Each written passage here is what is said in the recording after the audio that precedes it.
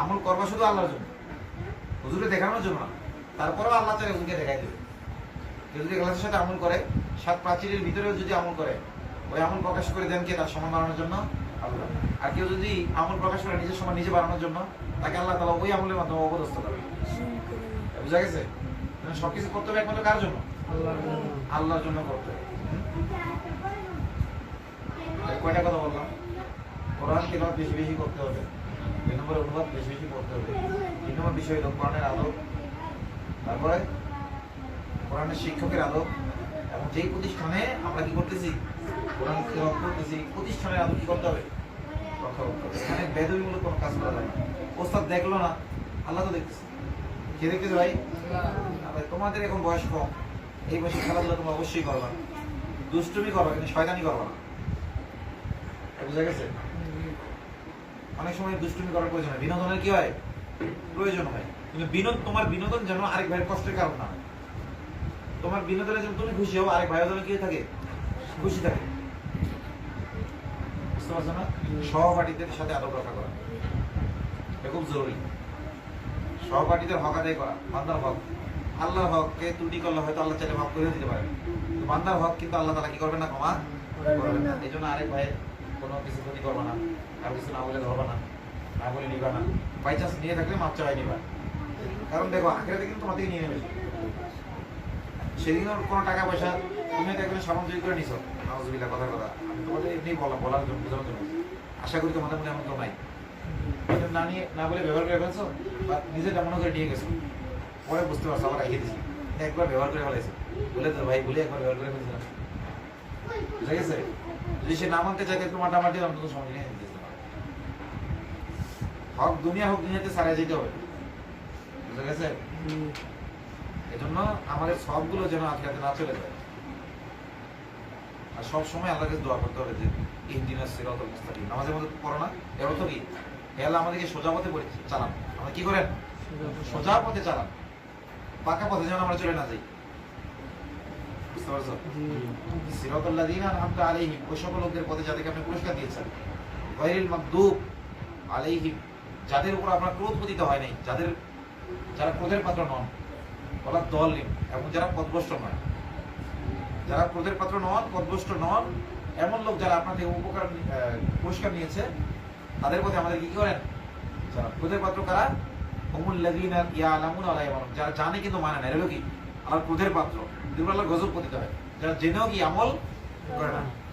আর দলিন হলো তারা যারা জানেও না, মানেও না।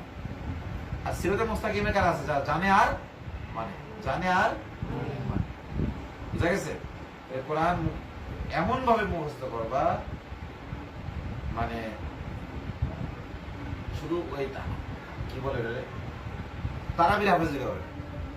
আমাদের অনেক হাফেজ সাহেব দেখি একটা আয়াত বাইতে গেলে এই বলো দিই, তারপর আমি তো গায়ে হাফেজ, আমি তো হাফেজ না। যখন বাইতে যাই হাফেজ সাহেব জিজ্ঞেস করে বলতে পারে এই হাফেজের লাভ কি। যেমন কোরআন শরীফ দেখাই লাগে, মোবাইলে সার্চ দেওয়া লাগে, হাফেজ লাভ বলে। এই জন্য একদম বলার সাথে সাথে কম্পিউটারের মতো যেন বেরিয়ে যায়। বুঝা গেছে? মাশাআল্লাহ এমন হাফেজও আছে। এবং এটা বেশি তিলাওয়াত করবা এবং গুনাহ মুক্ত রাখতে হবে নিজেকে। সবচেয়ে বড় গুনাহ হলো মিথ্যা। কখনো যত বড় অপরাধ করো, ওস্তাদ যতই শাসন করুক তার জন্য, কখনো মিথ্যা বলবো না। ভুলে গেলে বলবো হুজুর এটা করে ফেলছিলাম, করে দিই। হুজুর চাইলে মাফ করবে, তাহলে শাস্তি দিয়ে ছাড় দেবে। বুঝা গেছে? 20টা দিতে পিটান, 10টা দিলে এটা মাফ করা। হুজুরে 20টা পিটান দিতে পারতো, 10টা 5টা দিয়ে ছেড়ে দিয়েছে, মাফ না? সত্য কথা বলতে হবে, মিথ্যা বলা যাবে। অন্য ছাত্র ভাইদের দোষ ত্রুটি বলা যাবে না। কোনো সময় নষ্ট হবে টাইম কি তোমাদের?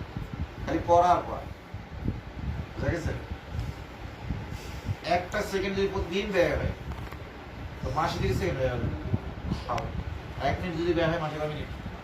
30 মিনিট। 2 মাসে 1 ঘন্টা তোমার খাও গেল। 1 সেকেন্ড সময় যেন তোমার দুনিয়া কিংবা আখিরাতের কোনো কল্যাণকর কাজ ছাড়া ব্যয় না হয়। বুঝা গেছে? এই আবার কি কি বললাম?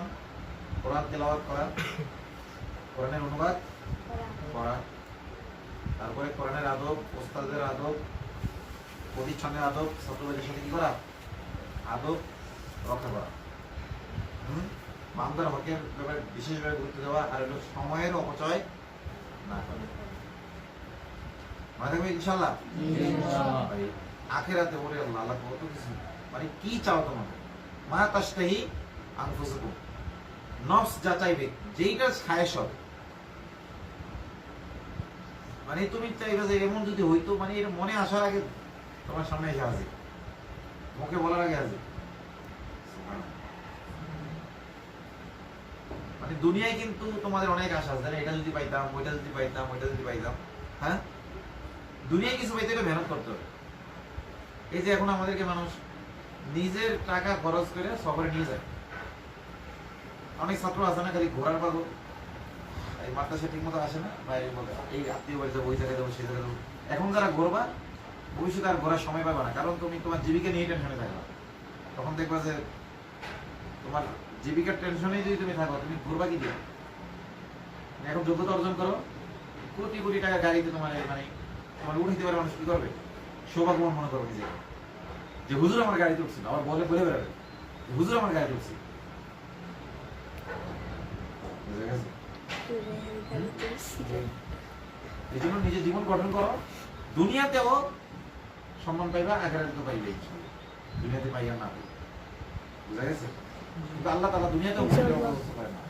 যারা মুনাফিক, উপরে উপরে মুমিন দাবি করে, এদেরকে আল্লাহ বলেছে ইল্লা খিজিম ফিল হায়াতিদ দুনিয়া, দুনিয়া হবে অবস্থা, ওয়া ইয়াউমাল কিয়ামাতি ইউরাদুনা ইলা আশাদ্দিল আযাব, আর কিয়ামতে দেওয়া হবে কঠিন শাস্তি। এজন্য আমরা যে বিষয়গুলো জানি, এগুলোতে আমল যেন কিনা হয় ত্রুটি।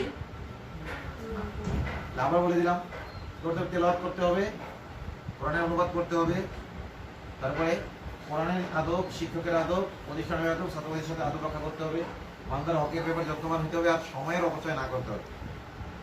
বুঝা গেছে? আল্লাহ তাআলা আমাদের তৌফিক দান করেন। আমার জন্য সবাই দোয়া করবো, আল্লাহ তাআলা যেন আমাকে হেদায়েতের উপর রাখে।